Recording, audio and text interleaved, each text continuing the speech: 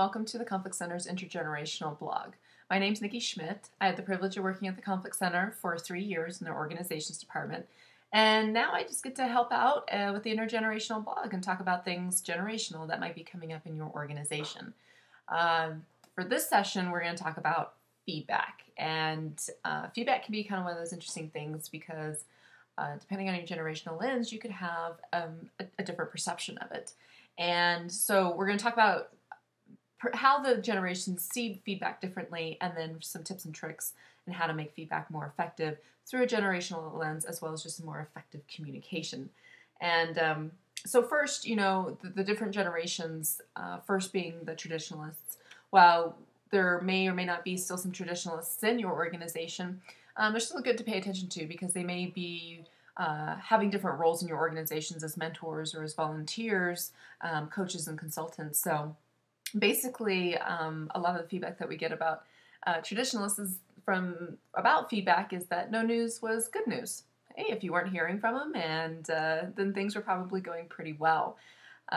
When the baby boomers came along, they, however, were a much more communicative group than the traditionalists before them. And so they really pushed for the yearly review with lots of documentation, everything in the file. That really forced their traditionalist boss to sit down with them and just give them that feedback that they craved. Well, after that generation came the Gen Xers, and the Gen Xers wanted frequent, honest, and immediate feedback.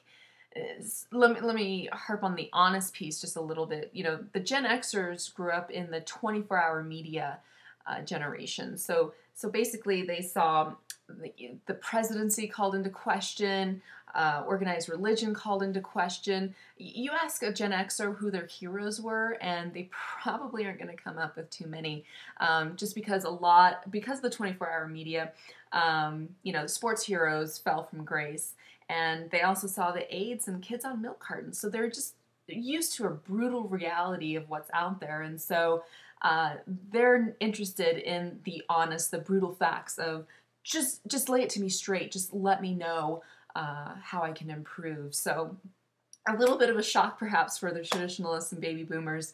And they also wanted it more frequently. You turn in a report, hey, I'd probably like some feedback within a couple of days. So then after them were the millennials. And the millennials want feedback whenever I want it, or, at the push of a button. So, and let's maybe think about why that is for a little bit. The millennials really grew up with pretty communicative parents or pretty communicative teachers that use positive reinforcement and a constant feedback to let them know how they were doing. And so once they're old enough and can transition into the workplace, they're expecting that type of feedback to continue. And so hence, hey, okay, day one, how am I doing? Is a pretty frequent occurrence for our millennial generation. Okay, so what are those tips and tricks to make feedback more efficient through a generational lens and just through a more effective communication lens? First of all, make sure that your performance and development reviews are built for multiple touches throughout the year. I mean, through employee satisfaction surveys, we can always expect feedback is going to be up at the top of ways for the organization to improve. And that could be through informal feedback, just kind of a day-to-day gauge of how you're doing, as well as the formal piece. So, design your tools so that managers have the ability to sit down. They could do the big yearly performance review that involves a lot more time at the beginning of the year or whenever you start that. And then maybe once a quarter have just those formal touches. And also make sure that, if you're a manager or you're an employee, establish with your boss. Have the conversation. How often should we be giving feedback to each other? How often, in what form, face-to-face, over the phone, whatever. And just have that conversation so that people aren't expecting more of it and the other person doesn't know. So definitely have those conversations about the frequency and the legitimacy and what form of feedback.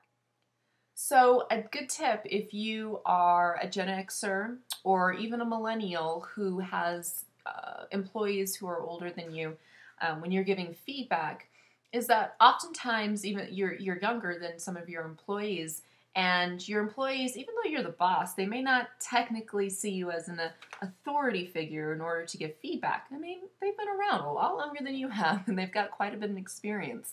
So make sure from day one that that you are really building a rapport and acknowledging the experience that they bring to the table, because quite honestly, you're probably going to have to pull into that.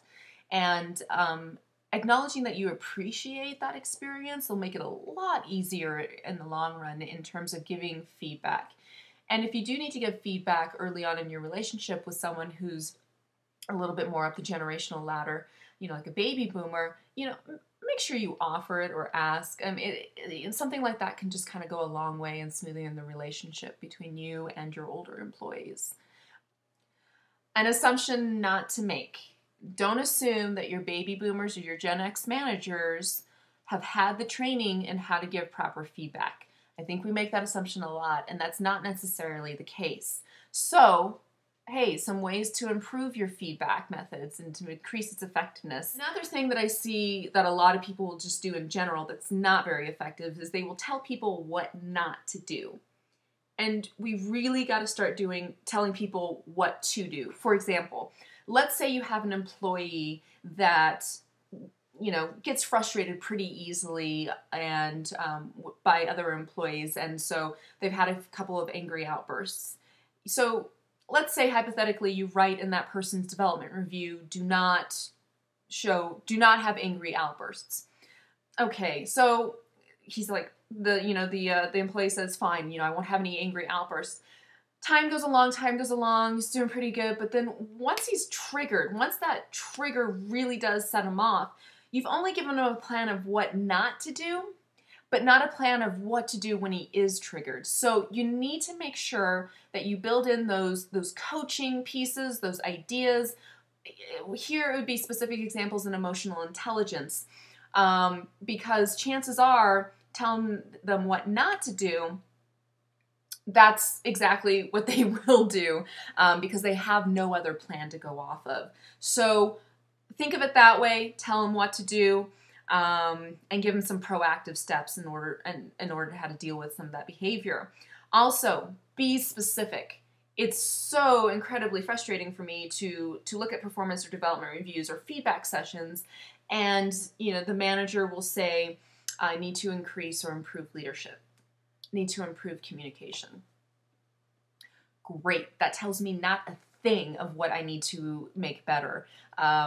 Communication, leadership, those are such vague terms. We need to get down to specific behaviors if we're wanting to make some of these, in order to give the employee information on what changes to make. So be specific. And that's why you can't just fill out a performance review in 30 minutes. You've really got to focus in on it. Hopefully you've been doing a tracker throughout the year and you're more specific about this behavior so that they do know how to improve. Also, it's a no-brainer, but some of our organizations still need some help with it, and that is listing the strengths as well as the challenges for our feedback. We like to focus on the negative, and that's exactly, we need that information. We need the challenges of an employee in order to close that competency gap and get them better at what they're doing. However, they also need to know what they're doing really well, of what is of a contribution to the organization, so that they can continue doing that, and leverage some of the challenges that they have. And also just, to know that they're appreciated for a lot of the strengths that they bring. So make sure that those are definitely built into your feedback sessions as well. Again, thanks for joining us. I hope this information was helpful. If you have any other questions about intergenerational issues, make sure to send us an email and we'll see if we can get them answered. Otherwise, good luck to you on your feedback sessions, and hope to hear from you.